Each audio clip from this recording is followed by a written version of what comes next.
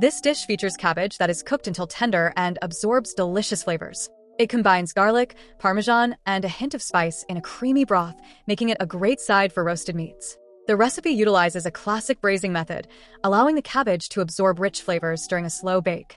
This technique transforms cabbage, which some may avoid, into a mouth-watering delicacy.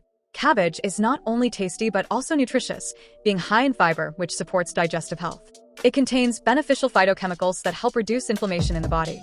Key ingredients include garlic, olive oil, cream cheese, and vegetable broth, which create a luscious sauce. The addition of Parmesan cheese enhances the dish, delivering a rich flavor profile.